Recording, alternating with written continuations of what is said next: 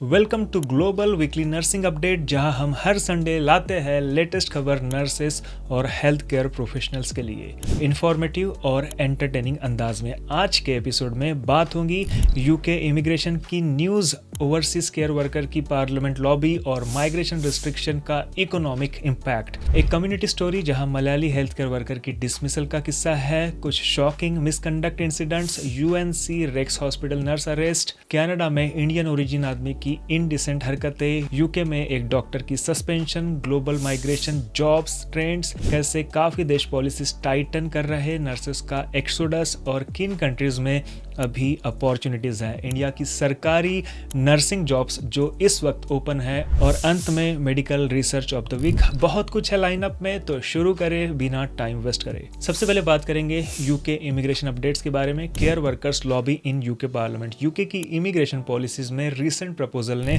बाहर से आए केयर वर्कर्स को काफी टेंशन में डाल दिया है। सबसे बड़ा इशू है गवर्नमेंट का plan to extend indefinite leave to remain, जिसे ILR कहते हैं, wait from 5 years to 10 to 15 years for work visa holders. इसके खिलाफ इस महीने ओवरसीज केयर वर्कर्स ने वेस्टमिंस्टर पार्लियामेंट के बाहर लॉबी किया अपने राइट्स के लिए। 6 दिसंबर 2025 को इंडिया, अफ्रीका, फिलीपींस ओरिजिन के hundreds of care workers, NHS hospital staffs और केयर होम्स में काम करने वाले इकट्ठा हुए अंडर यूनिसन यूनियन। उनका मैसेज बहुत क्लियर था, हम पैंडेमिक के टाइम यूके आए क्योंकि आपको जरूरत थी। अब हमें इतने साल तक PR के लिए वेट कराना और एक एम्प्लॉयर के भरोसे छोड़ देना गलत बात है। उन्होंने MPs को अपनी कहानियां सुनाई। कुछ एम्प्लॉयर्स वीजा कैंसिल करने की धमकी देके ज्यादा काम करवाते हैं, कुछ को अनपेड ओवरटाइम करना पड़ा, गलत अकोमोडेशन कंडीशंस झेलने पड़े क्योंकि करंट वीजा सिस्टम में वर्कर पूरा डिपेंडेंट होता है स्पॉन्सर पर। केयर वर्कर्स का डिमांड था कि सेक्टर वाइड वीजास लाए जाए जिससे हम एक एम्प्लॉयर के गुलाम ना बने रहे। उन्होंने ये भी पॉइंट आउट किया कि अगर गवर्नमेंट केयर वर्कर्स की रिक्रूटमेंट बंद रखेगी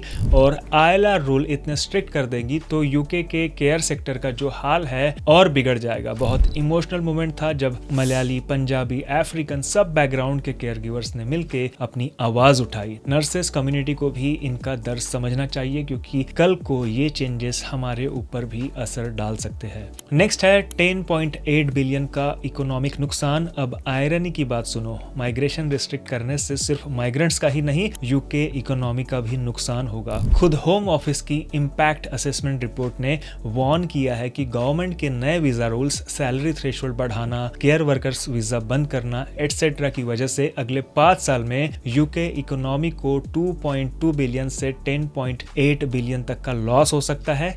कैसे? कम माइग्रेंट्स आएंगे तो वीजा फी और IHS सरचार्ज से पैसा मिलेगा। एस्टिमेट है कि 800 मिलियन पाउंड्स लेस। फिर कम वर्कफोर्स आने से टैक्स रिसीव्ड भी बिलियन पाउंड से गिर जाएंगी और केयर सेक्टर की स्टाफ शॉर्टेज के कारण हेल्थ केयर और सोशल सर्विसेज पे एक्स्ट्रा प्रेशर पड़ेगा। माइग्रेंट्स को रिस्ट्रिक्ट करने से इमीडिएट पॉलिटिकल गेन हो सकता है, लेकिन होम ऑफिस के हिसाब से देश की जेब पर लंबा चूना लग सकता है। Irony, isn't it? UK visa का सेगमेंट थोड़ा छोटा किया हमने आज क्योंकि सैलरी थ्रेशोल्ड, ILR डिबेट वगैरह हम पहले कवर कर चुके हैं। लेट्स मूव ऑन टू कुछ कम्युनिटी और प्रोफेशनल न्यूज। अब ये कम्युनिटी से जुड़ी कहानी है जो यूके में इंडियन नर्स के सर्कल में काफी चर्चित रही। सरे, यूके के एक केयर होम में एक मलयाली ओरिजिन सीनियर केयर को जॉब से डिसमिस कर दिया गया बिकॉज ड्यूटी टाइम में वो 2 बार सोते हुए पकड़े गए। यस, नाइट शिफ्ट के दौरान उनकी आंख लग गई। पहली बार कलीग्स ने हिला के उठा दिया, लेकिन जब सेकंड टाइम CCTV में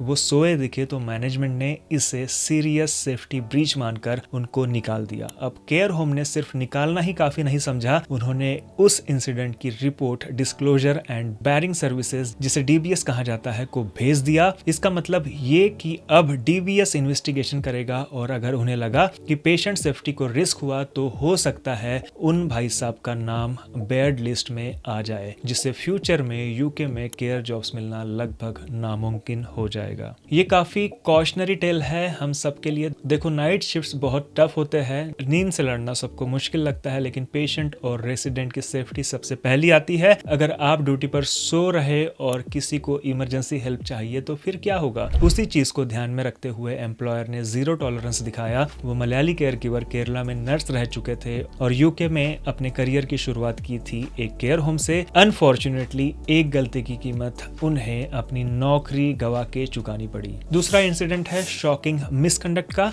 अब कुछ ऐसे केसेस जो हमारी हेल्थ केयर कम्युनिटी को झटका देने वाले हैं, यानी प्रोफेशनल मिसकंडक्ट और क्राइम से जुड़ी खबरें। इन्हें हम गॉसिप के लिए नहीं, अवेयरनेस के लिए डिस्कस कर रहे हैं ताकि हम सब सबक ले सके। UNC Rex hospital nurse arrest. America के नॉर्थ कैरोलिना से एक बहुत ही डिस्टर्बिंग न्यूज है। रैले सिटी के यूएनसी रेक्स हॉस्पिटल में एक मेल नर्स को पुलिस ने अरेस्ट कर लिया है after allegation that he committed sexual misconduct with patients. 28 years old Brian Alvarez Ortiz नाम के इस नर्स पर आरोप है कि उसने 2 फीमेल पेशेंट के साथ जो सर्जरी के बाद सेडेशन के अंडर थी, बेहोश कंडीशन में थी, बहुत ही गलत हरकत की। एक पेशेंट ने होश में आने के बाद कुछ अनईजी फील करके रिपोर्ट किया तो हॉस्पिटल ने तुरंत इंटरनल इंक्वायरी शुरू की। जैसे ही उन्हें लगा कि नर्स की गलती हो सकती है, हॉस्पिटल ने 25 नवंबर को उसको जॉब से फायर कर दिया। अगले दिन 26 नवंबर को north Carolina board of nursing ने भी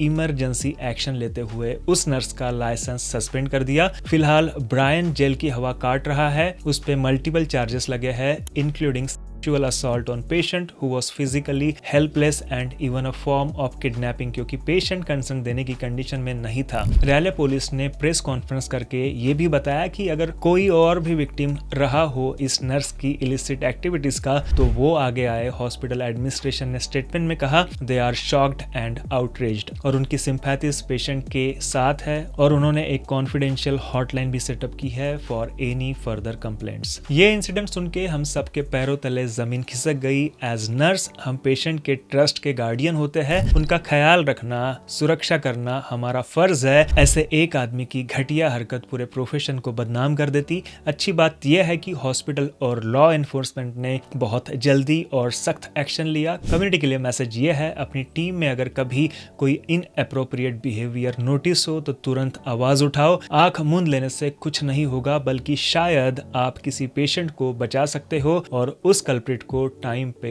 पकड़वा सकते हो। अब चलते हैं कनाडा, जहां एक इंडियन ओरिजिन आदमी ने ऐसी शर्मनाक हरकतें की कि सुन के ही गुस्सा आता है। ओंटारियो में 25 इयर्स ओल्ड वैभव नाम के आदमी को पुलिस ने अरेस्ट किया क्योंकि वो एलिजेडली वहां के मेडिकल क्लिनिक्स में जाकर जानबूझ के इनडिसेंट एक्ट कर रहा था। रिपोर्ट के मुताबिक ये बंदा फेक पेशेंट बनके क्लिनिक्स में जाता था, झूठी कंप्लेंट्स बताता था ताकि फीमेल डॉक्टर्स या नर्स उसको एग्जामिन करे और फिर उनके सामने अपने आप को एक्सपोज कर देता था। ये उन्हें गलत तरह से टच करने की कोशिश करता था। कितनी घटिया सोच है। कभी कभी अपनी आइडेंटिटी छुपाने के लिए झूठा नाम अक्षदीप सिंह भी यूज करता था। 2025 में इसने कई क्लिनिक्स में ऐसी गंदी हरकतें की और फाइनली 4 दिसंबर को पकड़ा गया। अब इस पर काफी सारे चार्जेस लगे हैं, indecent act in public, in identity fraud, identity theft वगैरह। पिल रीजनल पुलिस को शक है कि और भी लोग इसके शिकार हुए होंगे जिन्होंने अब तक शर्म के मारे रिपोर्ट नहीं किया। इसलिए अथॉरिटीज ने पब्लिक अपील डाली है कि अगर किसी के साथ ऐसा हुआ हो तो सामने आए। ऑनेस्टली एक एजुकेटेड इंडियन अब्रॉड में ऐसी हरकत करे तो पूरी कम्युनिटी की इज्जत मिट्टी में मिल जाती है। कुडोस टू कैनेडियन पुलिस जिन्होंने इस मैटर को लाइटली नहीं लिया, तुरंत इन्वेस्टिगेशन करके पकड़ लिया। लेसन ये है कि चाहे दुनिया की किसी भी कंट्री में हो, ऐसे बिहेवियर के खिलाफ स्टैंड लेना बहुत जरूरी है। क्लिनिक स्टाफ को भी ये रिमाइंडर है कि कभी कोई पेशेंट अजीब बिहेव करे तो उसको टॉलरेट मत करो, रिपोर्ट करो। अपनी सेफ्टी और अपनी डिग्निटी की हिफाजत सबसे पहले। तीसरी और आखिरी कहानी है यूके से, जहां एक इंडियन ओरिजिन डॉक्टर ने अपने करियर को खतरे में डाल दिया फाइनेंशियल फ्रॉड करके। 28 साल की डॉक्टर रामकली कौर जो लंदन में जूनियर डॉक्टर है, उन्हें यूके की जनरल मेडिकल काउंसिल की ट्रिब्यूनल ने 4 महीने के लिए सस्पेंड कर दिया है उनकी मिसकंडक्ट की वजह से। तो देखते हैं कि उन्होंने क्या किया। इन्वेस्टिगेशन में पता चला कि डॉक्टर कौर ने जब वो मेडिकल स्टूडेंट थी 2017 से 2019 के बीच, तब उन्होंने इलीगली 10,000 पाउंड के गवर्नमेंट बेनिफिट्स क्लेम कर लिए अपने नाम पे, जिसमें housing benefit, income support, carers allowance जैसे पेमेंट्स शामिल थे। बेसिकली झूठ बोल के पैसे लिए गवर्नमेंट स्कीम से, जिसमें उनका हक नहीं बनता था as a full time student. बाद में ये बात पकड़ी गई और 2023 में उन्हें क्रिमिनल कोर्ट से बेनिफिट फ्रॉड का कन्विक्शन भी मिला। जीएमसी की हियरिंग में डॉक्टर कौर ने अपने आप को बचाने की काफी कोशिश करी। उन्होंने बोला कि मेरी एक रिलेटिव ने मेरा मिसयूज किया, मैं अनविक्टिम थी, मुझे तो पता ही नहीं चला, ये बेनिफिट्स मेरे नाम पे चल रहे थे। लेकिन ट्रिब्यूनल ने उनकी स्टोरी पर ज्यादा विश्वास नहीं किया। उन्होंने देखा कि डॉक्टर कौर ने शुरू में इंक्वायरी के दौरान अपने सीनियर्स को भी झूठ बोला इस मामले में और जिम्मेदारी लेने के बजाय ब्लेम किसी और पर शिफ्ट करने की कोशिश की। इन सब से जीएमसी पैनल कन्विंस हो गया कि उनकी ऑनेस्टी पे सवाल उठा है और उनका बिहेवियर फिटनेस टू प्रैक्टिस को अंडरमाइन करता है। इस केस से एक बड़ा सबक मिलता है कि सब हेल्थ केयर प्रोफेशनल को सिर्फ क्लिनिकल काम में नहीं, पर्सनल फाइनेंसेस और इंटीग्रिटी में भी ईमानदार रहना बहुत जरूरी है। डॉक्टर कौर ने शायद सोचा होगा स्टूडेंट लाइफ में थोड़ा एक्स्ट्रा पैसा ले लिया तो क्या होगा, पर देख लो ये चीज उनकी फाइल में आ गई और नौकरी शुरू होते ही धमाका हो गया। अपनी एचआर फाइल में क्रिमिनल फ्रॉड रिकॉर्ड किसके अच्छे करियर के लिए होगा। एनएचएस जैसे सिस्टम में ट्रस्ट और ऑनेस्टी बहुत बड़े वैल्यूज है, चाहे स्कॉलरशिप हो या एनएचएस का टाइम शीट्स या कोई बेनिफिट्स। कभी भी झूठी इंफॉर्मेशन देके पैसे मत उठाओ, आपके करियर की वैल्यू उस छोटे से पैसों के फायदे से 1000 गुना ज्यादा है। डॉक्टर कौर को अब 4 महीने घर बैठे सोचना पड़ेगा कि ये क्या गलती हुई। आप ऐसी गलती बिल्कुल मत करिएगा। चलिए अब नजर डालते हैं दुनिया भर की माइग्रेशन ट्रेंड्स और ओवरसीज जॉब अपॉर्चुनिटीज पर। लेकिन ब्रीफली ग्लोबली देखा जाए तो 2025 में काफी देशों ने अपने इमिग्रेशन रूल्स टाइटन किए हैं। यूएसए, यूके, कनाडा, ऑस्ट्रेलिया सब जगह स्किल्ड माइग्रेंट्स के लिए कंडीशंस और स्ट्रिक्ट हो रही। कहीं हायर सैलरी थ्रेशोल्ड, कहीं वीजा कोटास, कहीं लोकल हायरिंग पे जोर। मिडल ईस्ट, गल्फ कंट्रीज भी अब पहले से ज्यादा स्क्रूटनी कर रहे हैं, बल्कि उन्हें स्टिल एक्सपर्ट्स की जरूरत है। मतलब अगर आप एक एवरेज नर्स हो जिसका एक्सपीरियंस और इंग्लिश स्कोर ठीक है पर कोई अल्ट्रा हाई क्वालिफिकेशन नहीं, तो आपको माइग्रेट करने में पहले से ज्यादा प्लानिंग करनी पड़ेगी। हाई स्किल्ड या जिनके पास पैसा, पॉइंट्स ज्यादा, उनको प्रेफरेंस मिल रहा। इस ट्रेंड का रिजल्ट यह है कि इंडियन नर्सेस सिर्फ यूके, यूएस नहीं, अब डाइवर्सिफाई करके न्यूजीलैंड, जर्मनी, दुबई, सिंगापुर जैसे जगहों में भी अप्लाई कर रहे, जहां प्रोसेस थोड़ा प्रेडिक्टेबल हो। आपके लिए प्रो टिप है, अगर आप भी बाहर सेटल होने का सोच रहे हैं तो पहले से तैयारी करो, अपने आईएलटीएस या ओईटी लैंग्वेज एग्जाम को क्लियर रखो। नर्सिंग लाइसेंस रजिस्ट्रेशन प्रोसेस जैसे सीजी, एफएनएस, एनक्लेक्स, डीएचए जैसा शुरू करो। फाइनेंशियल सेविंग रखो क्योंकि वीजा प्रोसेस महंगी होती है और एक देश पे डिपेंडेंट ना रहो। 2 से 3 कंट्रीज के ऑप्शंस पैरेलल ट्राई करो ताकि जहां भी चांस मिले ग्रैब कर ले। मीनवाइल कुछ डेवलपिंग कंट्रीज खुद एक नर्स एक्सोडस से गुजर रहे। एग्जाम्पल के लिए घाना की बात करें, 2024 में लगभग 6000 घानियन नर्सेस ने अपना देश छोड़ा नौकरी के लिए, मोस्टली यूएस, यूके, कनाडा वगैरह। घाना की गवर्नमेंट तो यहाँ तक कह रही कि हमारे पास नर्सेस सरप्लस है और उन्होंने जमाइका, बारबाडोस जैसे देशों से एग्रीमेंट साइन किया ऑफिशियली अपने नर्सेस को एक्सपोर्ट करने के लिए। लेकिन घाना के खुद हॉस्पिटल में नर्स पेशेंट रेशो बहुत बुरा है, एक्सपीरियंस स्टाफ की कमी हो रही। वहां के एक नर्स लीडर ने इसको टाइम बॉम्ब बोला। फिलीपींस, इंडिया, घाना जैसे कंट्रीज के नर्सेस हर दूसरे देश में हॉस्पिटल्स बचा रहे, पर अपने यहाँ ही शॉर्टेज फील होने लगी है। अब कुछ पॉजिटिव अपडेट्स उन व्यूअर्स के लिए जो अब्रॉड जॉब ढूंढ रहे हैं। यहाँ कुछ देश और उनके करंट अपॉर्चुनिटीज का क्विक